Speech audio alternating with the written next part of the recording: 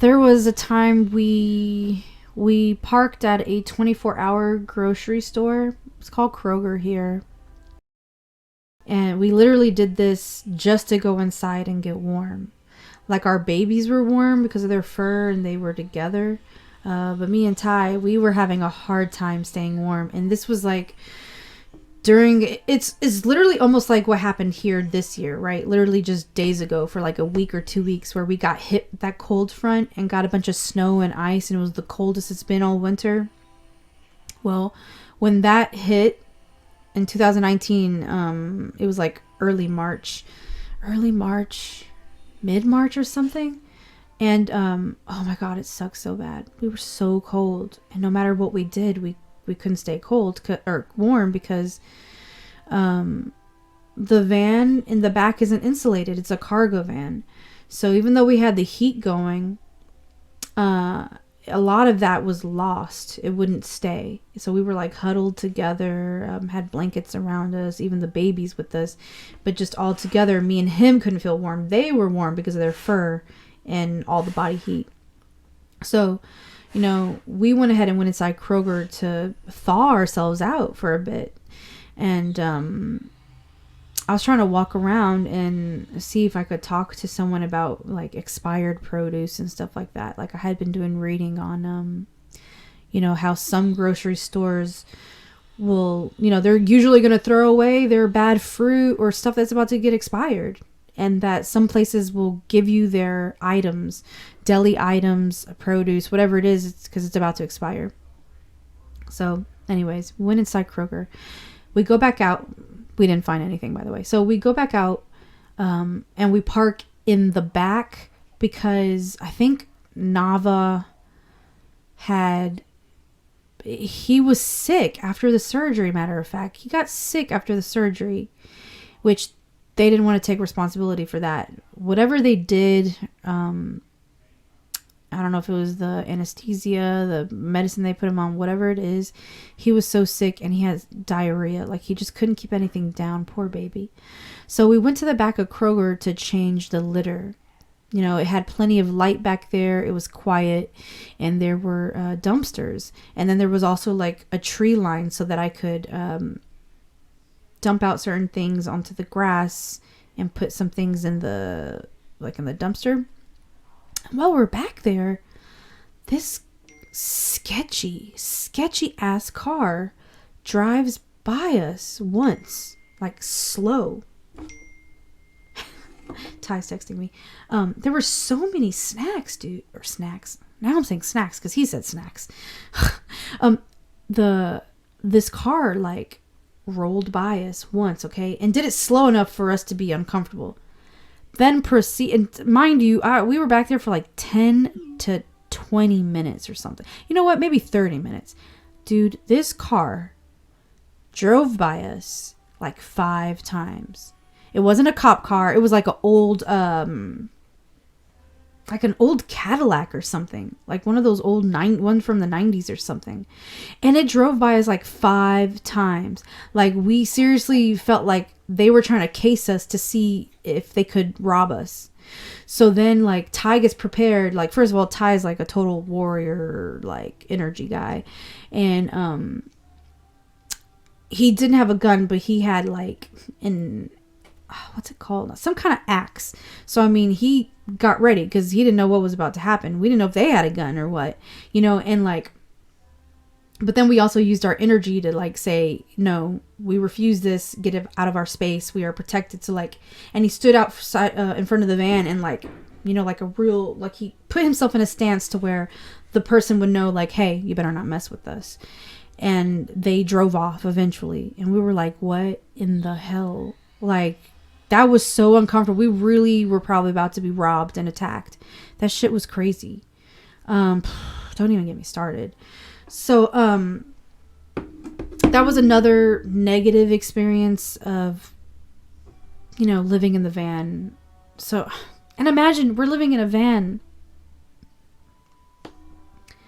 Some people who are homeless don't even have that. So, I'm grateful we had our van.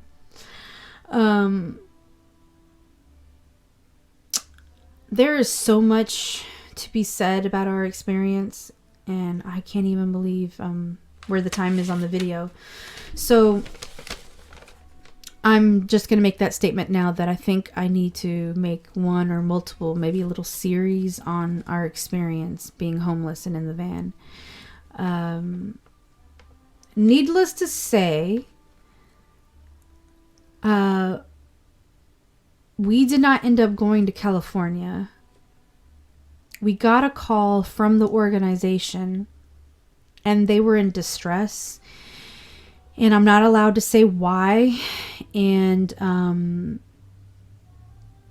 not going to answer any questions if you try to ask me questions about it. But I do want to make this statement because there are individuals who did support us. And, you know, first of all, if you know us, if you really know us, you know we're not dishonest. So you know that we didn't take your money, like we didn't lie about our situation and just take money, you know. And if you had that concept in your mind, you know, that's on you. But I do want to make the statement that we had every intention of going, and something happened, something really bad happened that I'm not allowed to talk about. But you are an individual, and I hope you're intelligent and you have all of the internet at your disposal, so you can do research if you would like. What I will say is that someone with a lot of money did something really horrible to a group and individuals that have huge hearts, that all they want to do is help and help these beings, you know, the native wildlife in the West, in certain parts of the United States. And this individual who has that money, they did something to tarnish a name, to tarnish an organization, and I'll leave it at that. So we were not able to go out there, and in a way, sadly for us, I guess it was in hindsight, Nava getting injured and us having to pay for a surgery was a way to keep us from going out there and then being in the middle of this thing that I'm not going to, you know, that I'm letting you know something happened, and because someone had a lot of money. And, you know, if we had been there, it would have been bad for us too. So, and now Wolfie is whining. Boo Boo, what is it? Do you see a squirrel? You see a squirrel? He's so funny. So I just want to let those that supported us or were following our journey, I want to let you know that we had every intention of going.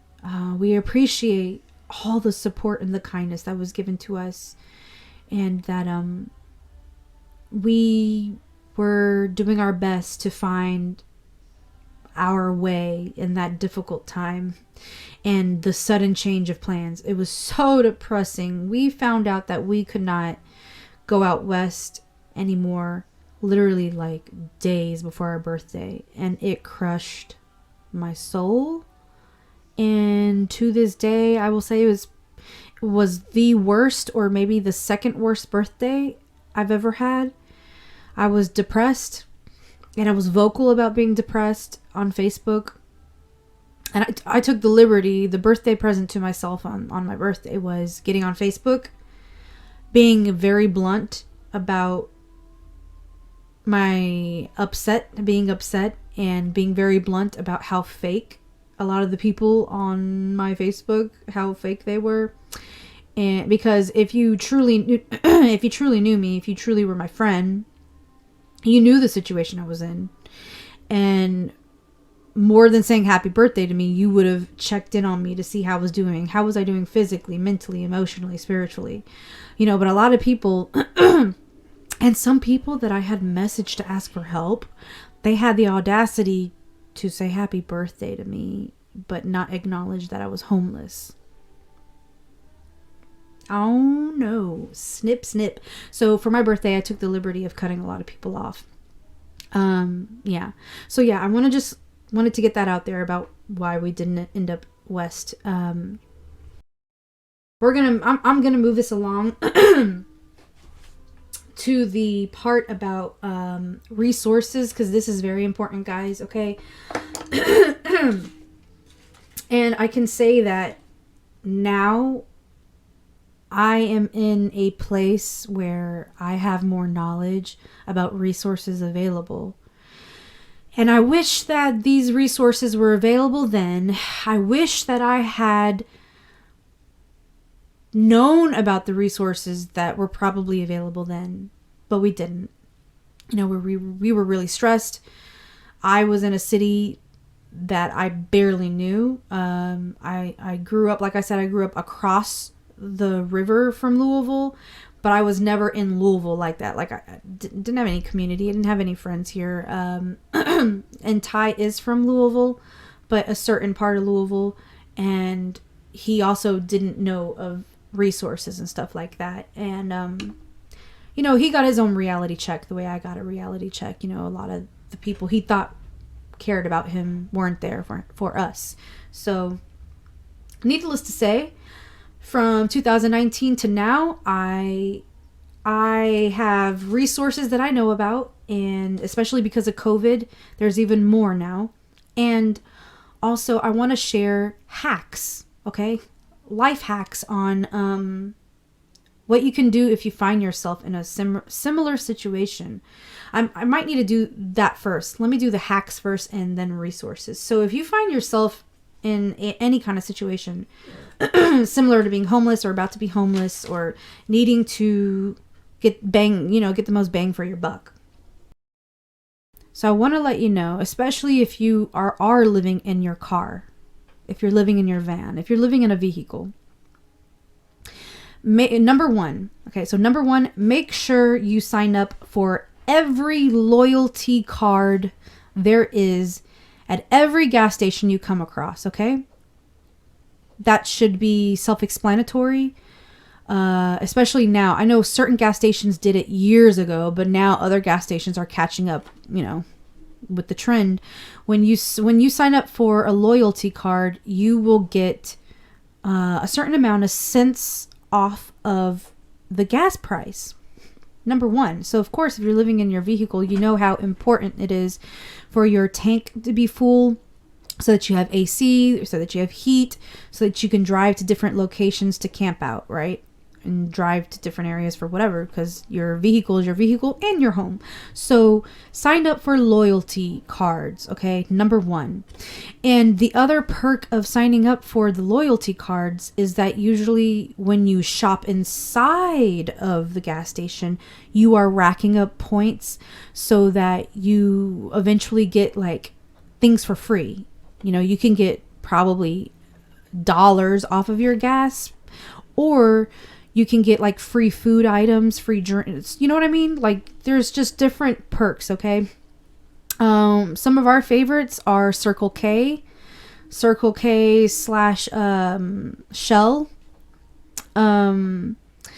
Speedway.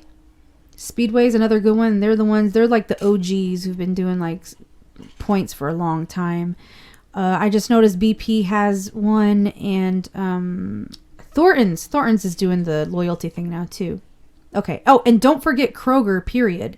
So if you have a loyalty card at Kroger, the grocery store, you automatically can use your Kroger loyalty card, the card or the alternate number. You know, you can use your phone number as your ID number. You get discounts on your gas, and then when you shop in Kroger, that gets applied to discounts on your gas. So just take that into account, okay? So that's number one, loyalty cards at gas stations. Number two, fast food restaurants, okay? When you're in these situations, it's gonna happen. Even if you were vegan or whatever, I mean, I'm letting you know right now, that's how we had to do it. So what the most popular chain in the world probably is McDonald's. So check it out. On the receipt, I have not seen a receipt that doesn't have this anymore. So when you get something at McDonald's, even if you get something off their dollar menu, at the top, it'll say you can get there's a BOGO deal. There's a BOGO deal if you fill out the survey. So you go do the survey, you put the code back on the receipt and take it in, and you get that BOGO deal. And it's sweet. That's literally how we fed ourselves so many times, because it was me and Ty, right? So we each need something. So we would buy something, get one thing, and then fill out the survey. Then we could get 2 more things. And literally, this is how we did it many times. Many times. And sometimes the deals on the receipt change from buy one, get one to literally just getting a free item. So McDonald's, I will say, is like the most popular one, and they've been doing it for so long. And now other food chains are hopping on the wagon, right? So now Taco Bell is doing that. So Taco Bell, Wendy's, I think even KFC is doing it now. Really, just any fast food place, take a gamble. Go and, look at their dollar menu or whatever you can afford. You purchase something, and on the receipt, it'll ask you to take a survey. And if you do the survey, you get some kind of deal. Okay. Take advantage of that. It works. It got us through a rough patch. Yeah. It's not as nutritious as you would want it to be, but it'll get you fed. Okay. Now, number 3, grocery stores. So my experience in the city and cities that we drove around, so Meijer and Kroger, even Walmart, the grocery side, they will have like a cart somewhere in the store. Sometimes it's up in the front where the deli section. Sometimes it's more in the back. I've noticed like Walmart will put their discount cart all the way in the back, like by the milk, or literally like right near the doors where employees go in and out of the back to bring more produce and stuff out. So you'll see like a clearance cart somewhere along the wall, okay, of like deli or towards refrigerated items or towards the back where employees go in and out of the back. The cart will be full of discounted breads, sweets, stuff like that, and other items. And then in the the produce section of grocery stores, there will be like a setup, oh my God, I can't even think of the word right now. But like bananas and everything's, laid out on these things that for whatever reason, I can't think of the word. Somewhere in the produce aisle, there is a small section where fruit and veggies that got bruised during shipment the price gets knocked down, like cool low ass prices. So check for produce that has gotten marked down. Okay. I had no luck doing this other tip that I'm going to give you, but people wrote about it and some people had luck doing it. Some, because like I said, I didn't have luck. I got a lot of no's. Some grocery stores, like I said, have food that they are going to be throwing away, especially produce. It is very possible you can ask for a manager and let them know your situation and ask them if you can have anything from like their deli, like, because a lot of the grocery stores make subs, like pre-made subs, salads, soups. You can also go check it out yourself. There'll be these deli items marked down, and they're about literally, it'll have an expiration date on it too, and that lets you know that it's literally about to expire that day or the next day.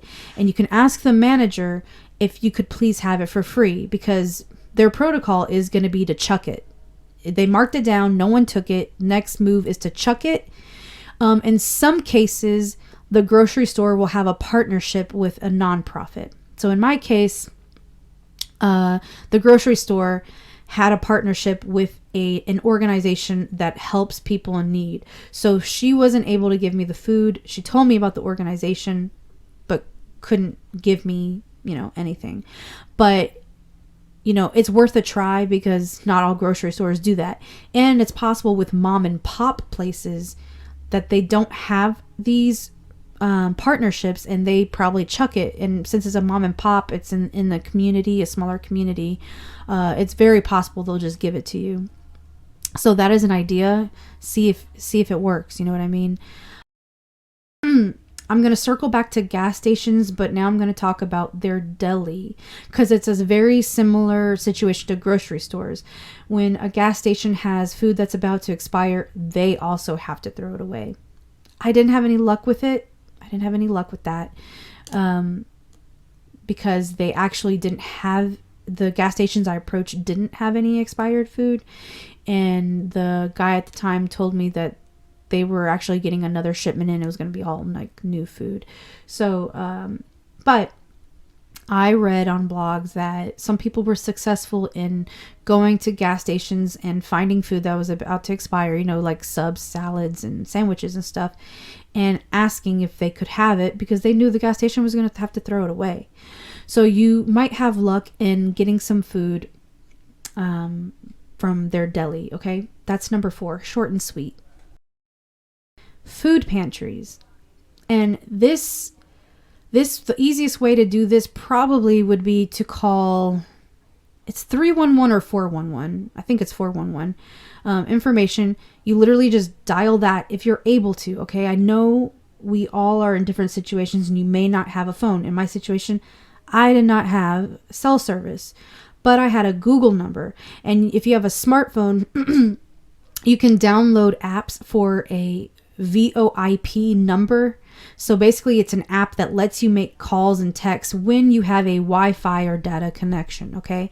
So if you're able to do this in any way or borrow a phone, call 411, tell the operator your situation and that you're looking for food pantries.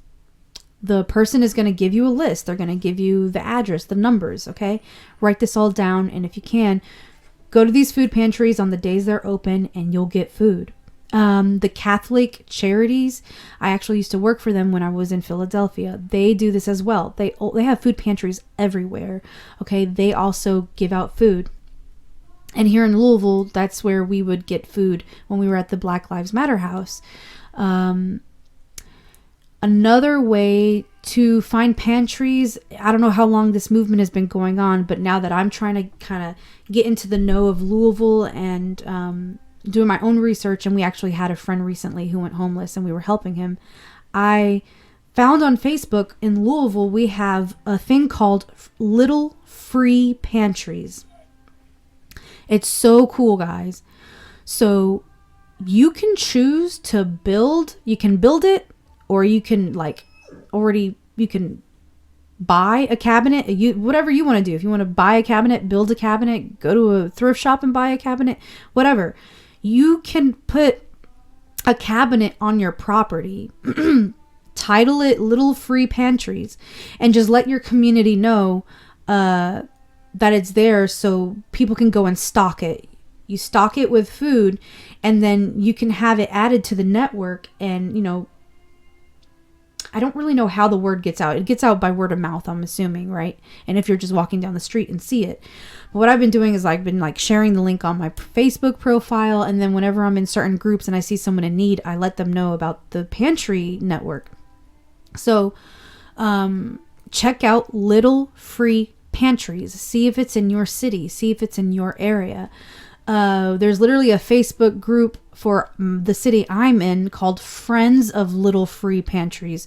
So people who have these pantries on their property or support one, or it's on a community corner or whatever the case is, they help maintain it. They help get word out. So you can join a group that is either in the network or facilitating it or owns one, okay?